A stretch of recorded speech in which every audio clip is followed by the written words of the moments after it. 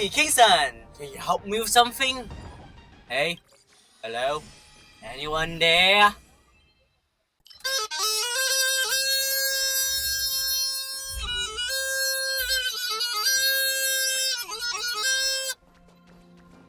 Come on. Kingston, I need your help. Hey Dio, this one is ridiculous. Have a look. Okay. Wow, that is ridiculous. The boss melted like butter. Anyways, what do you want? Right. I wanted you to help me with something. What was it again? Right. Can you help me make a Python counter program? Why? Well, just want to know. Here then. Come on. Can you make it shorter? Okay. Yeah. Um, come on. You must be joking, right? Then count to 100 then. Okay, I get your point. Let's start with the simple for loop then. Well, thanks. I'll be going now. Hey, since I just taught you something, I might as well give you the full course then. Okay. Great! Since for loop is just a simplified version of while loops, here's how you can use while loop to make it do the same thing. Okay, that will be it, right? No. What I just showed you is just a conditional while loop. But sometimes it's easier to go with a while true loop. Wait, wouldn't it go forever? Well, yes. However, there is a thing called break, which immediately breaks out of a while loop or for loop. So by using some extra line of code, I can make it with a while true loop. That will be all with while loops. So, it's done, right?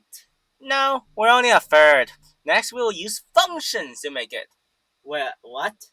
We're just gonna put the code from before into the function and call it a day? No, I'm not that stupid. I will just use the function to make a loop. What are you doing? Putting the function I'm making inside itself. But isn't that a paradox? Nah, it's called a recursive function. It's a fancy way to make a loop. So, how does it work? Well, you can think of them like the Matryoshka dolls. Every time the function runs itself, it will create a new instance of itself. Once the newest instance ends, it will go back each instant to complete the rest of the code of each instance. In order to not have the program to go forever, we'll put a if statement at the start of the function to end the loop with a condition. In this case, we end it when the value goes below or equals to 1. It seems really confusing.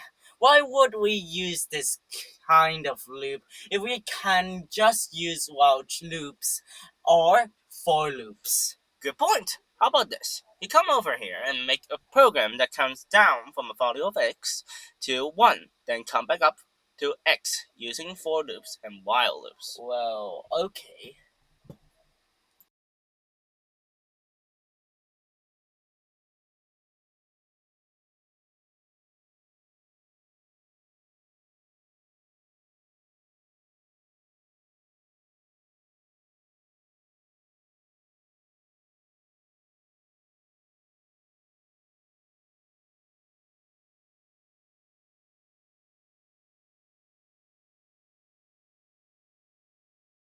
Good. Now we'll just modify the recursive function from before with just one line of code. And I have created the result I wanted. As you can see, my program is half as long as yours.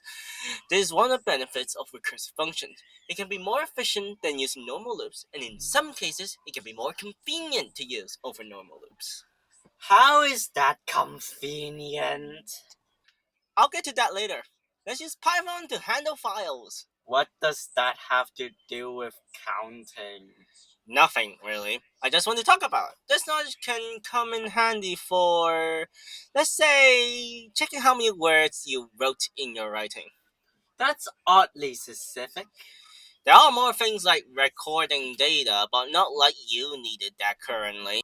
Anyways, We use open function to do file handling. There are two parameters. The first one is the file name. The second one is the mode for opening the file. There are four kinds: R for reading the contents of the file, A for adding contents to the file, W for creating and overriding the file, X for just creating the file. So I will use one of our counting program and modify it to create a file with 1 to 30 in it. If we now go to the file, we will find the text file with the contents we wanted. Now, I will just create a new Python file that will read out the contents of the file to the terminal. And with that done, I have created the result we wanted. Okay, that should be all the sensible way to use Python to count numbers. So, are we finally done? Not yet. Read the text on the screen. Binary? What is it? It is a series of ones and zeros that can mean a number value. Or, wait, are you going to count in binary? Yes.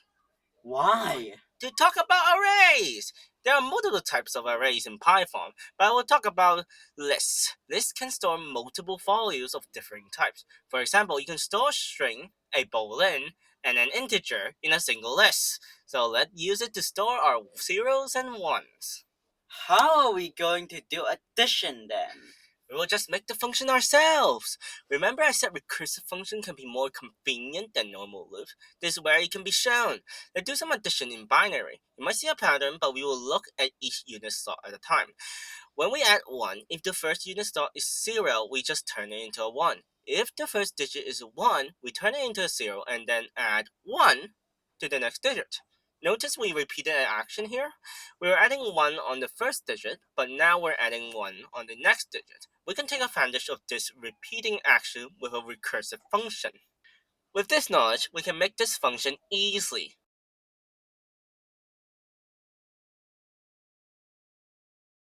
Now let's use a while loop to do the counting. Well, the output looks pretty ugly. I can remove those dots and brackets on prints, but you know what? I'll just change the whole thing with strings, since strings can be used as an array.